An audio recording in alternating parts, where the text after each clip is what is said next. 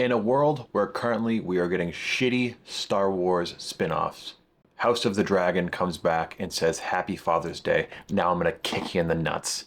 Let's take a look at the episode, shall we? Right from the start of it, right from the start, we get a gorgeous and beautiful new intro.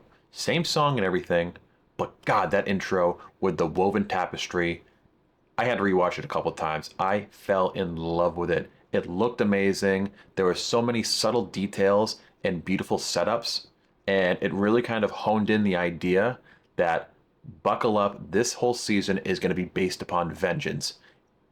And for this episode, you're goddamn right. That's what it is. Starting out, seeing the North. Oh, chef's kiss. It was so gorgeous. Those tracking shots through the beautiful blizzard forests was amazing. And then Prince Jaehaerys, glow up for sure. What a beautiful haircut he has. Which, ironically enough, if we're seeing the time scale of things, seeing how he last looked and seeing him now doesn't really hold up. But you know what? We'll forgive you because you're such a beautiful goddamn show, House of the Dragons. We love you so much. Seeing him up in the north, seeing the wall again. Oh my God. The wall, I never thought I would miss that giant ice cube. But the way it was shot, the overall cinematography, it made it feel again like it was this menacing, cold tundra. I put my blanket on just seeing this because I was freezing.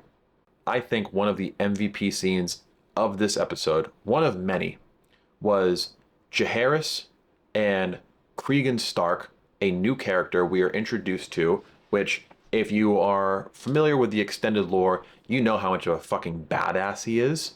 This is what House of the Dragon has me doing. It has me start swearing in my videos, which I never try to do. But he is a freaking badass. One of the best swordsmen the Stark line has ever had. Carrying ice, has that badass cloak on him, has the accent that your boy old Ned Stark had, Jon Snow had, Robb Stark. You can go through the line, and Cregan Stark felt like an ancestor to all of the Starks that would come. Do you think my ancestors built a 700-foot wall of ice to keep out snow and savages? What does it keep out? Death. Amazing job. This scene was so perfect. It did what it had to. It wasn't too long. It set things up. It gave some beautiful exposition and gave purpose to these characters. I feel like in Game of Thrones, the later seasons,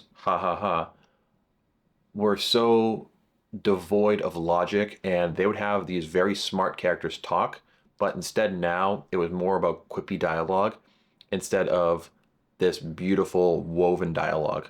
Daenerys is our queen. She shouldn't be. You are my queen. I don't know what else I can say. You are my queen. While she is my queen. This scene reminded me of those earlier seasons of Game of Thrones. Fantastic job. Fantastic job. Such amazing performances in this episode too. You know, we have to take a look at the performances on this channel. To what I love the most, that and the dialogue in the show. People that stuck out. Emma Darcy, they did an amazing job as Rhaenyra Targaryen. Oh my God, such a beautiful performance, which I picked up the second time I watched this episode. She only really has one line of dialogue at the very end, and we'll get to that end for sure. But she conveys so much emotion and so much beautiful acting by just her expressions, her facial expressions in this episode. And I don't know if they had to do any makeup work for her, but she looks like she is going through hell. But I can't get over this performance. One thing I really picked up from this episode was motherhood. Be it by Emma Darcy and losing a son and grieving over that lost son, especially when she finds Luke's remains. You really fear for her. You really feel for her. There we go. Now I can say it.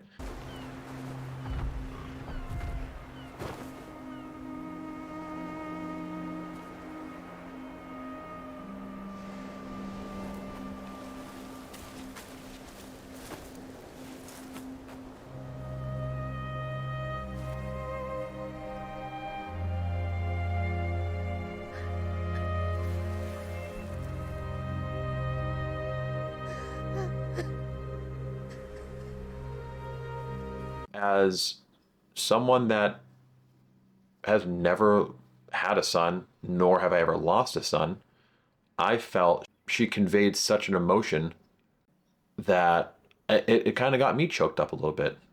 On the flip side of things, Olivia Cooke continues to be one of the MVPs of this show as Allison Hightower. And seeing her pulling the strings and leading the kingdom along with her father, Otto Hightower, one of the greats in this show. I love him so, so much. Seeing him and seeing her, they remind me a lot of Tywin and Cersei Lannister for the fact that they are the ones that are really running the kingdom, while Aegon is not really suited to be a king, we'll say. He doesn't care much about the political side of things. He doesn't care about wartime. He is a lot more of, surprisingly, a king of the people. He wants to give every people in his court the time of day and help them out with a lot more little tasks. So that was very interesting to see for sure. And I'm going to butcher his name, Tom Glenn Carney, who plays Aegon, I felt did a amazing job. It's great to see such a amazing actor play him now because it had jumped so many times last season, and we're going to see this character be portrayed by this actor for a long time. That was really nice to see for sure. Now, let's talk about that ending. Holy shit. I forgot how dark this franchise gets. It's been quite a few years since we've had new Game of Thrones content.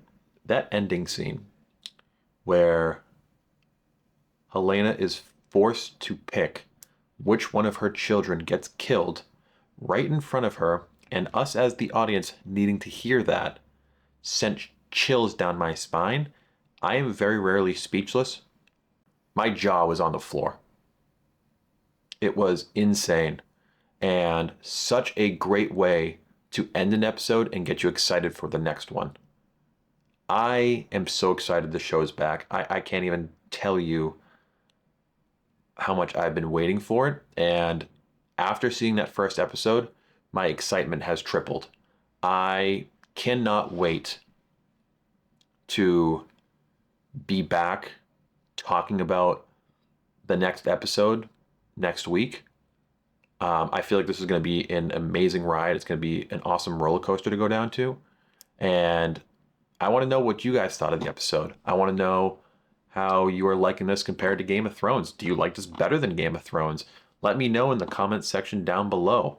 And if you like this video, I have plenty of other videos that you would probably like if you're new to the channel. If this is the first time you're seeing me, hello, nice to meet you. I'm Nate. I like to make a fool of myself on the internet.